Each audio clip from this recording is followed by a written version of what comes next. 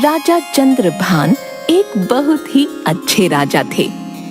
उनकी 3 रानियां थी, जिनका नाम लक्ष्मी, सरस्वती और पार्वती था। सब कुछ बहुत अच्छा था, सब बहुत खुश थे। चंद्रभान के राजा बनने से उनकी प्रजा भी उनसे बहुत खुश थी। लेकिन राजा और रानियों को बस एक ही बात का दुख था कि उनकी कोई औलाद नहीं थी। राजा चंद्रभान इसी बात को सोच सोच कर परेशान रहते थे कि उनके बाद उनके राज्य का उत्तराधिकारी कौन होगा।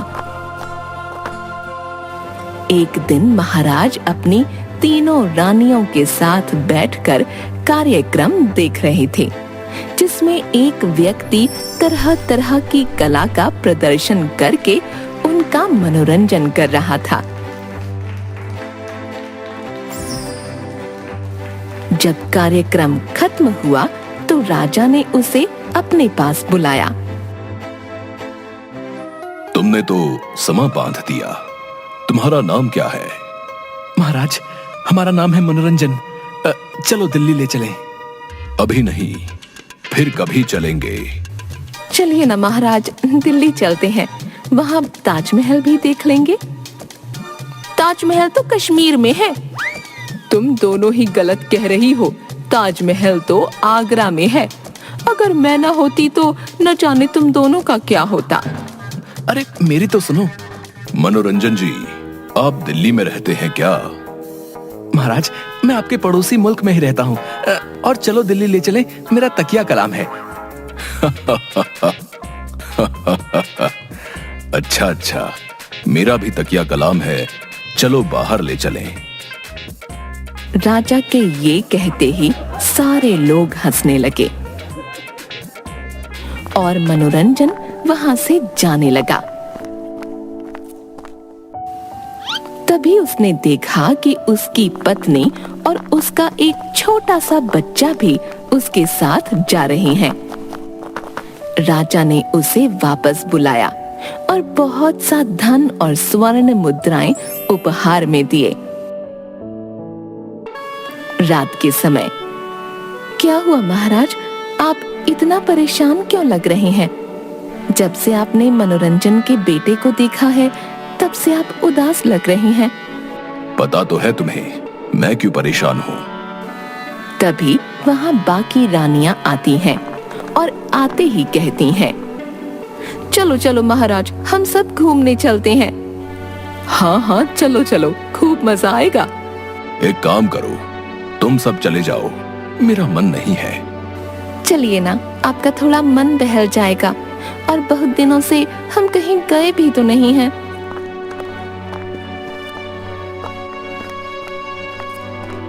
रानियों के कहने पर राजा चंद्रभान घूमने जाने के लिए राजी हो जाती हैं। ठीक है, तो तुम लोग तैयारी कर लो, हम लोग कल सुबह घूमने के लिए जाएंगे। तीनों रानियां तैयारियों में लग जाती हैं। रात होती है। चंद्रभान अपने कमरे में जाते हैं। तब वहां कोई नहीं होता। तीनों रानियां घूमने जाने की तैयारी में लगी हुई थीं। चंद्रभान अपने बिस्तर पर लेट जाता है और मन ही मन सोचने लगा, मैंने कभी किसी का दिल नहीं दुखाया, हमेशा सबकी मदद की है, फिर भी न जाने भगवान मेरे साथ ऐसा क्यों करते हैं। राजा चंद्रभान यही सब सोचते सोचते सो गए। उसी रात उनके सपने में एक पंडित जी आए। राजा चंद्रभान, अब तुम्हारे दुखों के अंत होने का समय आ गया है। कल तुम जब घूमने जाओगे, तुम्हें एक आम का पेड़ दिखाई देगा, जिसकी डाली पर 3 आम लगे होंगे, जिनको तोड़कर तुम अपनी बीवियों को खिला देना। ऐसा करने से तुम्हें जरूर संतान का सुख प्राप्त होगा। इतना कहकर वो पंडित वहां से गायब हो गए। तभी राजा चंद्रभान की आंख खुल गई और वो इधर उधर देखने लगा। अरे, ये तो सपना है। मैं ज्यादा सोच रहा हूँ इस वजह से ही मुझे ऐसे सपने आ रहे हैं। राजा यही सोच कर सो गए। अगले दिन उन्होंने अपना ये सपना अपनी तीनों रानियों को बताया। अगर आपको ये सपना आया है तो जरूर ही कुछ होगा। हाँ, जीजी सही कह रही है, और वैसे भी हम घूमने तो जा ही रहे हैं, ढूंढने में क्या दिक्कत है, ढूंढ लेंगे।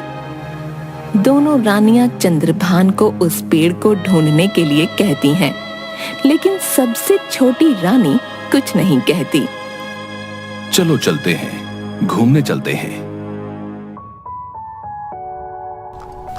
सभी लोग घूमने के लिए जाते हैं।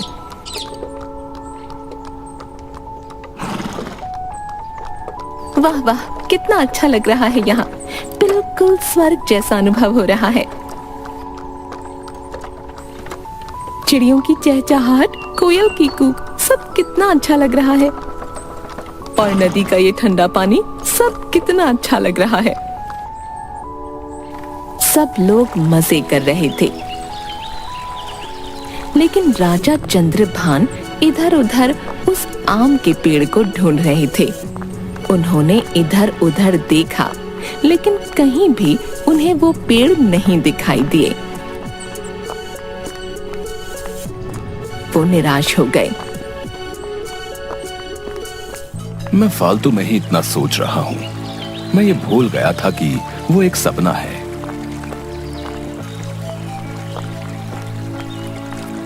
महाराज, चलो आगे चलते हैं। चलो। वो लोग आगे जाने लगते हैं। तभी उन्हें रास्ते में एक पंडित दिखाई देता है। उन्हें देखकर उनके मन में एक आस जग जाती है। वो उनके पास जाते हैं। बाबा, यहाँ कहीं आम का पेड़ है? हाँ, पास में ही एक आम का पेड़ है, लेकिन वो तो काफी साल पुराना है। अब तो उस पर फल भी नहीं आते हैं।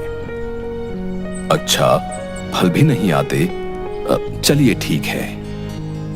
राजा चंद्रभान अपनी रानियों के साथ आगे जाने लगते हैं।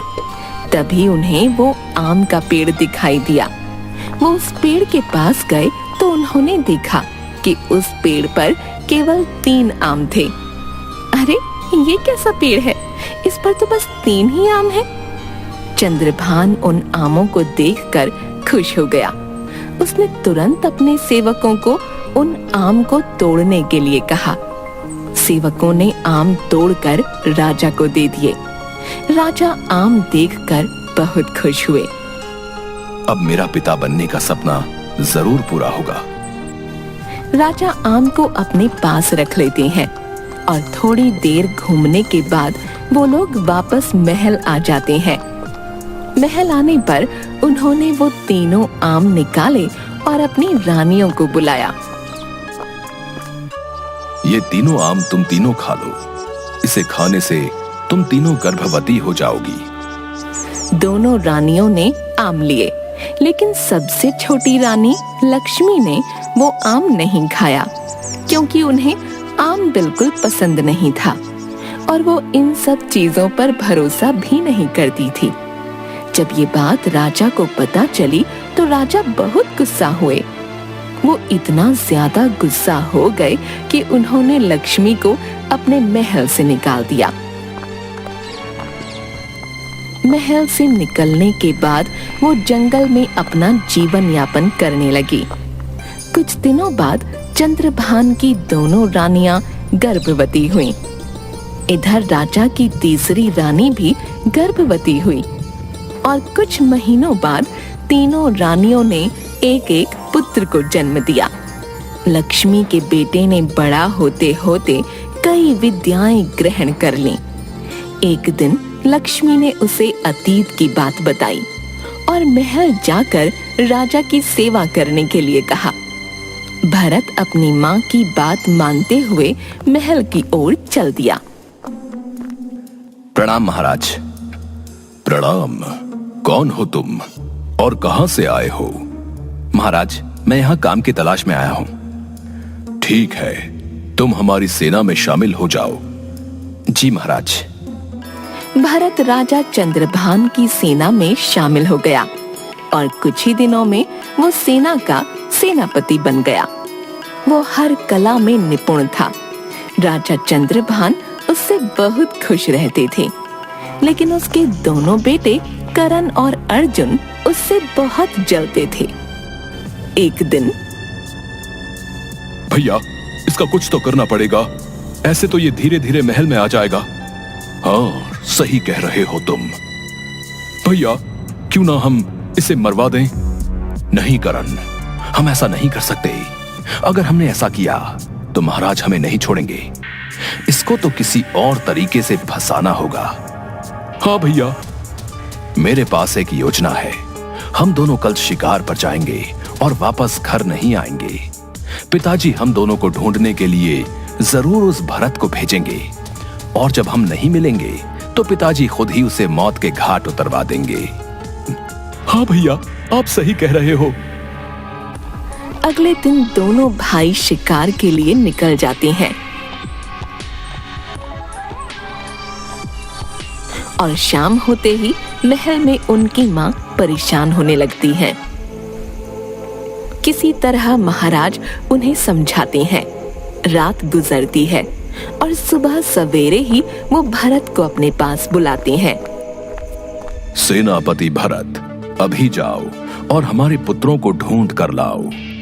अगर तुम हमारे पुत्रों को लाने में असमर्थ रहे तो तुम्हें इसके लिए मृत्यु दंड दिया जाएगा। महाराज, आप चिंता ना करें, मैं आपके पुत्रों को सही सलामत लेके आऊंगा। इतना कहकर भरत जंगलों की ओर निकल जाता है। बहुत दूर चलने के बाद वो जंगल में पहुंच जाता है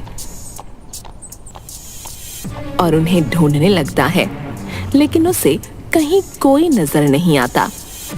ऐसे ही पूरा दिन निकल जाता है और रात हो जाती है, लेकिन वो हार नहीं मानता और आगे की तरफ बढ़ता जाता है।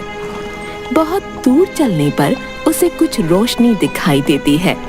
वो रोशनी के पास पहुंचता है तो देखता है कि वहां एक सुंदर लड़की खिड़की से झांक रही है। कौन हो तुम? कहां से आए?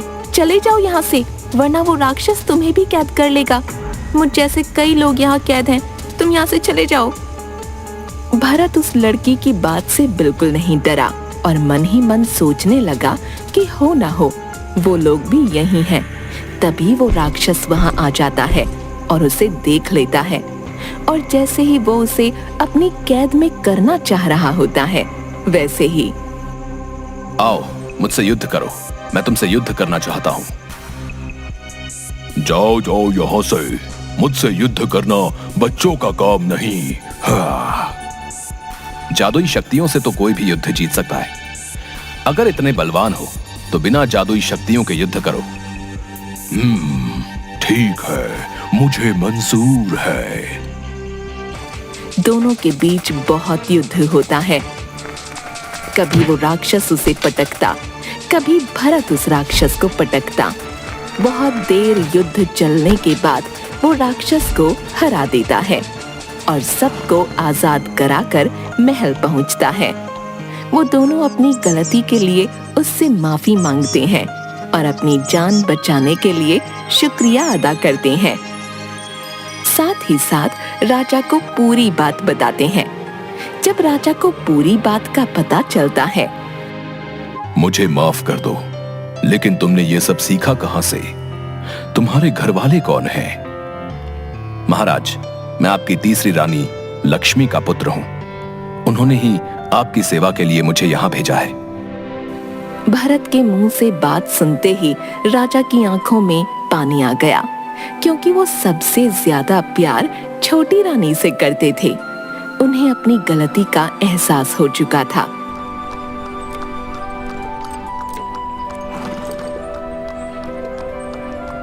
और अपनी गलती की माफी मांगी और वापस अपने महल साथ लेकर आ गए।